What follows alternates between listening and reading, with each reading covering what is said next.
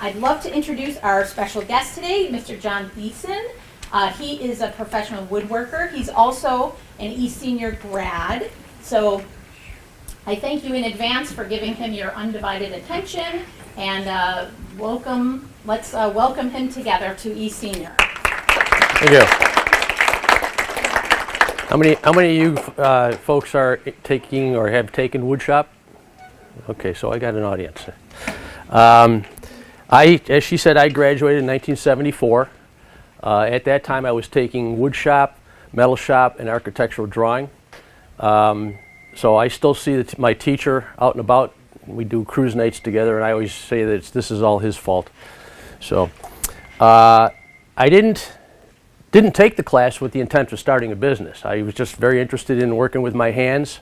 At that time, I had gotten a National Honorship Society Scholastic Achievement Award for Outstanding Senior in Industrial Arts. After I graduated from there, I went to ECC for Mechanical Technology, and then I got a job at Calspan over on Genesee Street. I don't know if you know where they are, I've ever heard of them. And I was an accident investigator for 23 years. But I was always dabbling in woodwork. And I always had in my mind that I wanted to start a business of some sort. So it sort of evolved. I'm going to go scroll down to a picture of where it all started, if I don't mess up this screen here. So I had moved out of my parents' home and got my own apartment, and I needed furniture. So I built my own furniture. There was matching end tables, there was a couch, there was a stereo component rack, there was a coat rack, and yada yada, and so on and so forth. So I'm in my basement one day, had cordoned off a section of the basement for a wood shop, and I'm building a bookcase for my mother, which is still in use to this day. And I had started, the previous summer, I had started a collision shop with a friend of mine, and that fell apart real quick because he was a screw-up. And then I'm thinking, well, maybe if I owe it to a pizza joint or maybe a bar, and like, no, then I'm going to be working where everybody else is off. I'm standing in front of my table saw with a piece for the bookshelf, and the light went off going, duh, there it is. And the rest is history. So that's where it started. And then I started getting more and more requests for different kinds of furniture and what have you. I specialize in veneer work and a lot of furniture restoration. This is a dining room set that I built. If you're familiar with Frank Lloyd Wright, that's his style. This top, which is about that thick, is laid up out of foam board insulation and then skinned with 3/4 inch plywood on both sides that I veneered with all this Coruscant white oak. Oops. So, and before I forget, if you have any questions during the presentation, feel free to ask. You don't have to wait till the end. So it just sort of evolved, and then I started really getting into it, and then about 12 years ago, I finally went full-time with it. Got laid off from my full-time job after the fifth time, and I said, that's it, I had enough. I had enough of a client base and enough of a reputation built up where I went with it full-time. So right at that time, a architect from New Orleans called me up. I was interested in building some, I'm going to call them bar stools, or soda fountain stools, for a restoration project down in New Orleans on Lake Pontchartrain. This is that stool. It's an Art Deco. It's got a return to park.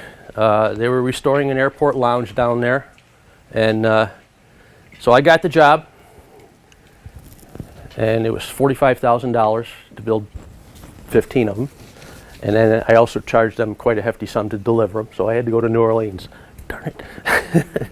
Which was another story. But I do all kinds of stuff. I was in the wood shop here.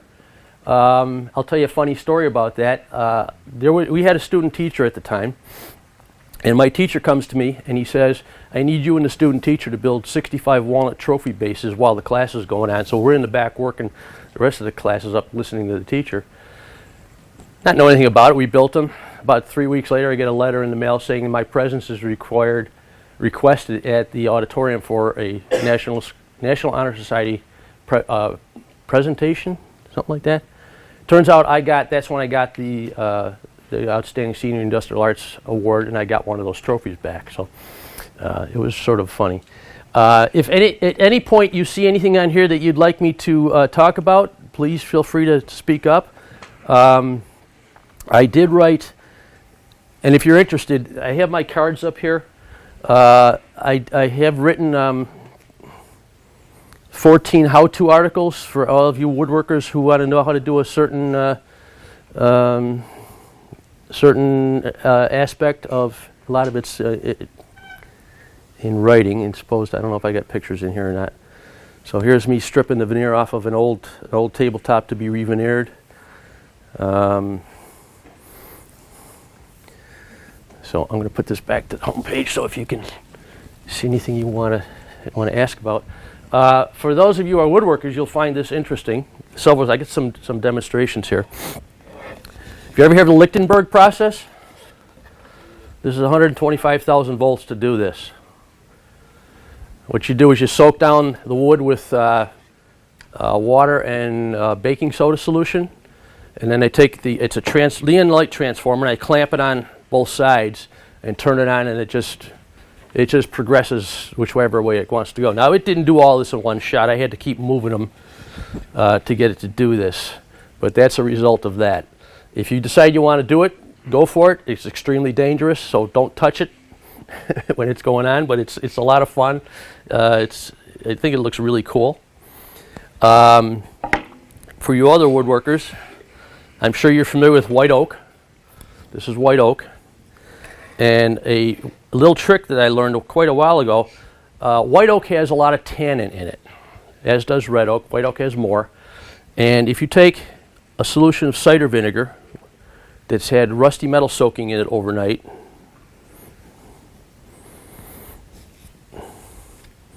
in about 5 minutes it'll be as black as your hat.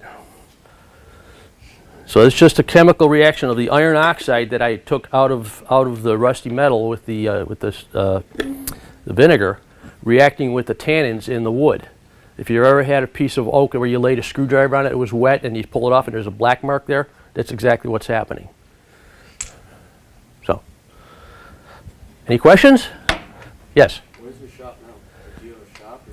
I have a shop. It's about 1,600 square foot, which is small by most people's standards, out in South Wales. By the way, thanks for asking. If you guys, any of you woodworkers want to come out and pay a visit, I'd love to have you. Show you around, show you some tricks of the trade, whatever. We don't have a lot of time here.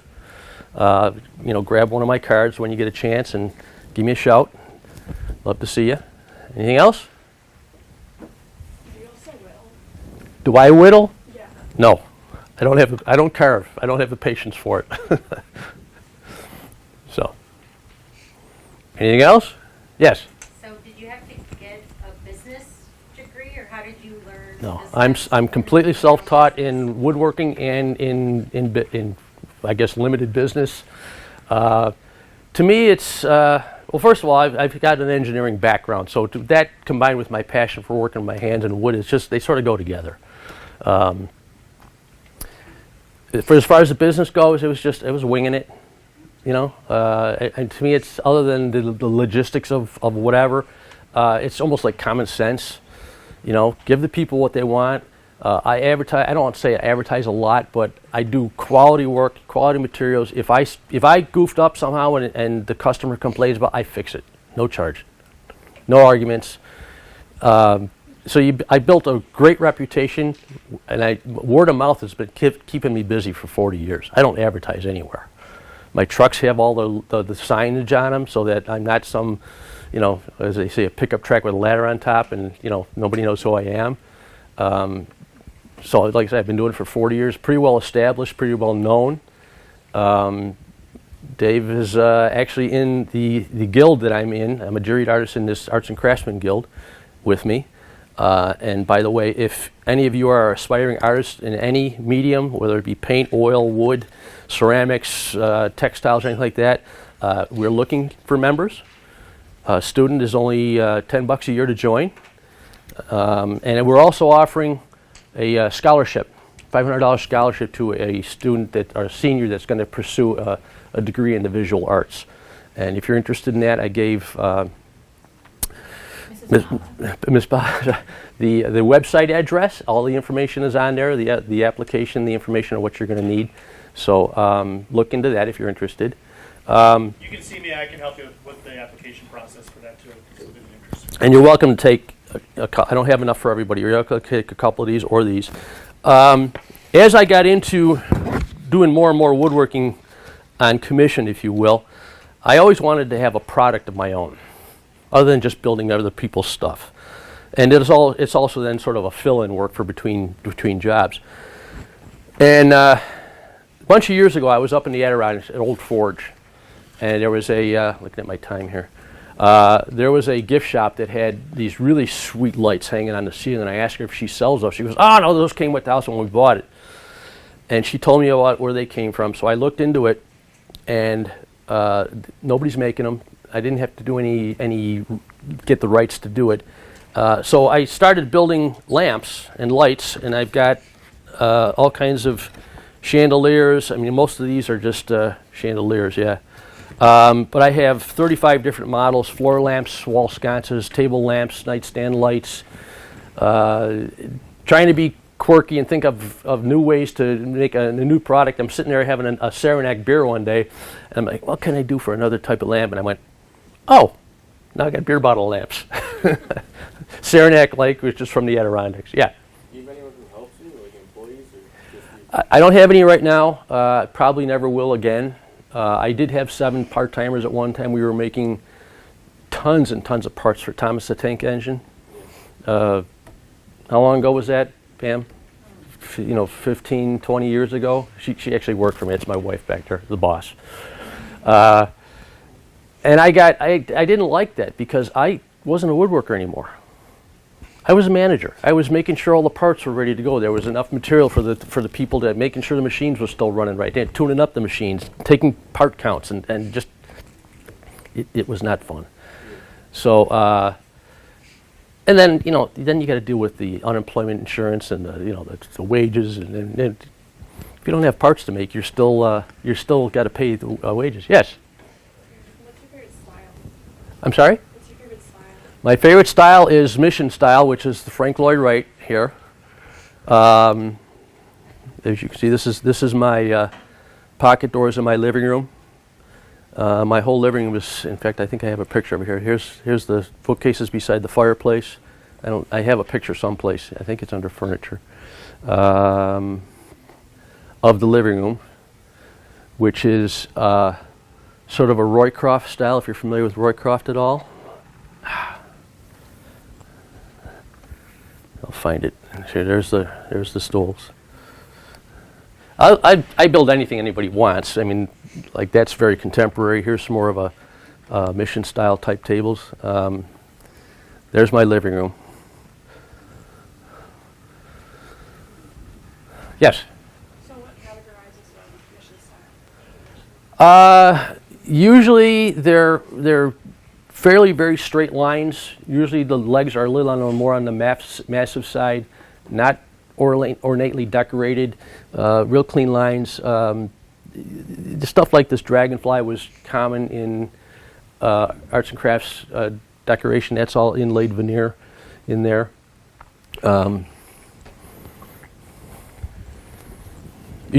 Generally, most of the time it's done in quarter sawn white oak. If you know what quarter sawn means, you can see the what I call the fingers in here, the flakes, as opposed to just regular flat sawn white oak, which is what this is. But see how that's turning? If I would have went down it a little further, it would have got a little darker. But anything else? Yes. What's the process when someone comes to you? How do you figure out that you're both on the same page and develop your pricing? Generally, I meet with a customer first.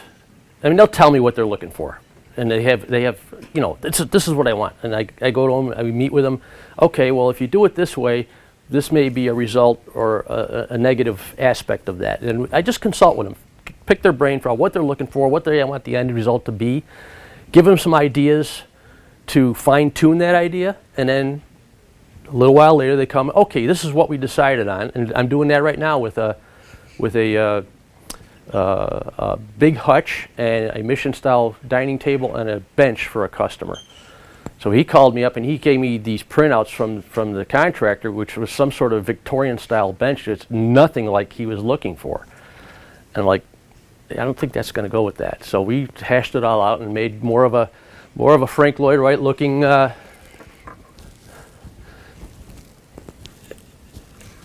come on. More of a Frank Lloyd Wright looking dining room table with, you know, larger legs, some of those things incorporated into the table, and the bench is also going to be very similar looking to that. Once we fine tune that, and there's a lot of detail work too to work out. Like, okay, you want kitchen cabinets. Well, what kind of wood do you want it made out of? Do you want it painted? Do you want it stained? What color stained? Do you want raised panel doors? Do you want flat panel doors? You know, all that stuff, all those little details. You know, do you want inset doors, you know, or flush mounted doors? Do you want full overlay doors? All that stuff adds to the price, because full inset doors are a nightmare, because you got to make sure that that gap all around the edge of the door is uniform, whereas a full overlay door just overlays the opening, and nobody's the wiser that it's ever so slightly out of square. So I hash all that out with them, all the details and stuff like that, and then I can come up with a final price. So, like I said, I pride myself in really working with the customer, finding out what they want, and then I usually try to take a step above what they're expecting out of me so that it's a little perk, a little surprise for them. I could try to find it. I don't know if we have much time, but there was a Roycroft style fireplace mantle I built for a guy one time. And he didn't ask for this, but usually a mantle it's got the side legs on it. It's got the mantle board up top. Well, there's a space in there about this thick. Okay? And the front board is mitered at the ends and then returns into the wall. So I decided to put a secret drawer in there. So where the miter closes up, you just have to make sure the miter closes nice and tight when the drawer's closed, but it was a secret drawer that only he knew was there, that if he pulled that out, there's this drawer in there that nobody would really be able to find if they broke into the house, because there's no handle on it. It's not obvious that it's a drawer. I mean, just little things like that, little hiding places or little tidbits that make it interesting, and it was more than they expected. So, and then word of mouth, man, I tell you, that's the big selling point. So if you're thinking of doing something like this, start it in your basement, in your garage or something like that, and just you don't have to make a living at it right now. I mean, you know. So I've been doing it for 40 years, and this time is the second time I was doing it full time, from 93 to 96. I did it full time. It was one of those times I had gotten laid off from CalSpan that I said, I'm not going to be unemployed. I'm going to be self-employed. So I've been having a lot of fun doing it. So yes. So you don't have employees, but do you ever have apprentices that come in to learn? I used to have kids from the Ormsby Center in East Aurora come in, and actually I had one or two from Holland schools. I'm way down by the Gauss School at the end of the 400. Come in occasionally years ago. I haven't had anybody recently. The issue that I have now is my shop is about 200 feet out behind the house, and there's no bathroom in there. So if somebody's working for me, I got kids like they got to hike it up to the house, and it's like, I don't know. It's just I really don't. I got a couple of guys. One that used to be my supervisor at CalSpan that retired 3 months after I left. He now actually works for me on an as-needed basis when I have big projects that we need to move around or you know. So it's a lot simpler that way. Did I see another hand come up here? Just yeah. What's your most expensive project that you did? Because you said 45,000. This one, right here. Yeah, these are $3,000 a piece. Now, You made it? I made these all from scratch. Well, I didn't do the metal work. I subbed that out to a fabrication shop, metal fabrication shop. But I did all the. I built this chair full scale in wood first, so I could work out, engineer all the mounting points and what have you before we made metal and found out, oh, that doesn't work. We got to drill another hole, a quarter inch off or something like that, you know. So that was the most expensive, even to this day. I mean, I've had $25,000 kitchens and stuff like that, you know, but this was $45,000. Yes, sir. For those of you that are in the engineering academy, look at the pattern on the back of the chair, and you know the tile project we did. How do you suspect that was made on the back of the chair? CNC? Yeah. And actually the original chairs that these were copying were done in cast aluminum. So when they CNC'd all this, you had all the mill marks going up and down, and it was shiny. So we needed to make this look like it was cast. And I had to mask all this off, and then I took it into a sandblaster and put that texture in there. So What do you mask it with when you're to resist the sandblasting? I just used duct tape. Oh, really? Yeah, because the sand bounces right off of it. It's rubbery, you know. And actually, at that time, they didn't have Gorilla Tape. I probably would use Gorilla Tape because it's a little thicker.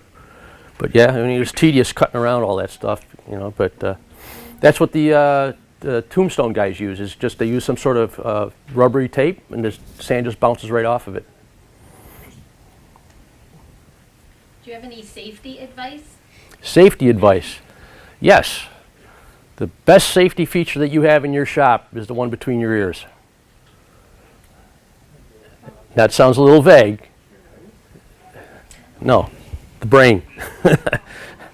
Think about what you're doing before you do it. Okay? Obviously, don't put your... I have what I call no man's land. If I'm cutting something on a table saw, I pick a spot that's, you know, this far from the blade that my fingers aren't going to go past that point. It's either going to be a push stick or it's going to be a jig of some sort like that, whatever.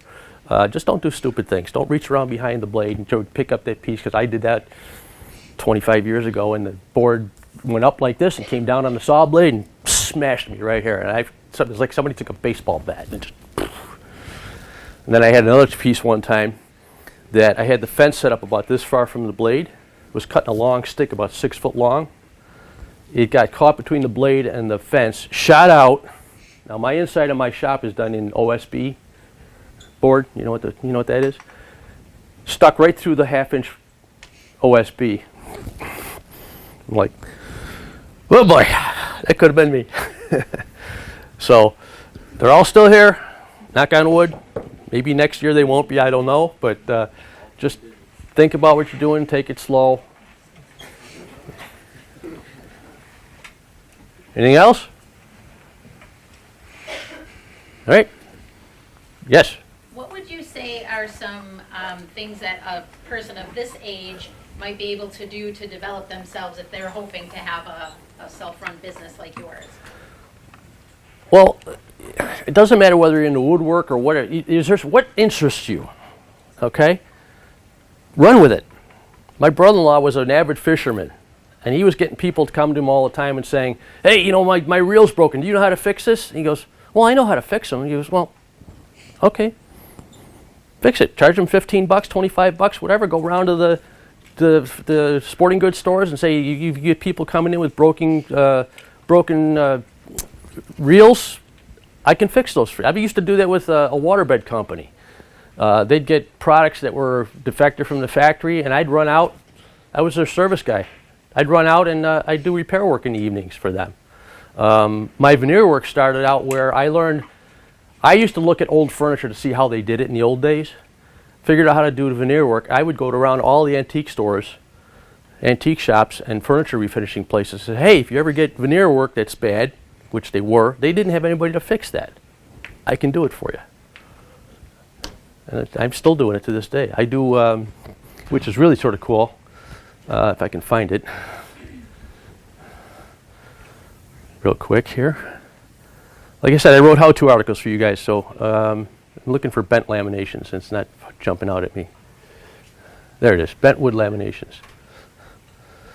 So I make all these out of veneer work with bending forms. This was the original customer out of, I think, Illinois. He found out I was doing it on my website and made 4 more new ones for him. So it's just, what do you have a passion for? Can you make that into a business? Just do it on the side. I mean, if you're doing computer work, you could sit at your desk in your bedroom and do that, or whatever it might be. You know, if you can get $5 for doing it, it's more than you had yesterday. And then, as your reputation gets out there, you can start charging more. Can you speak to the value of joining an organization like the one you talked about? The guild? Well, you get to network with other artists, other people in other fields, and learn from them. They could be mentors to you. Just a networking, people doing similar things that you're doing. to me, it's a no-brainer. It's just like-minded people doing the same thing you're doing. You have an interest in it. You can learn from them. And there's various other things that we do. 3 shows a year on the Roycroft campus. If you can build up an inventory of stuff sufficient that you could do a show, and that's going to take a while. I mean, if you guys are thinking of getting into something, and it's also $225 for booth space, so you're going to have quite a bit of inventory. So I don't know. If you're into wood turning, there's Western New York Wood Turners 1 and 2. You can join them, learn from those guys, show your work. So All right. I think that's about it. Guys, we just have a few more minutes before the bell. Mr. Thiesen did bring some things here if you want to come up, or if you had any questions that you wanted to just ask in person. But if we can give him a round of applause for taking some time to Thank you. This is the one that offers the scholarship, so he knows about that. Mr. Katina knows about that, so feel free to And help I yourself. didn't say it already. Dave is also in this. In fact, that's not him. This is me right here. That bottom shelf is this was the experiment for that bottom shelf on that table. All right, so feel free to come up and help yourself, ask any questions, and then we'll just wait for the bell for dismissal.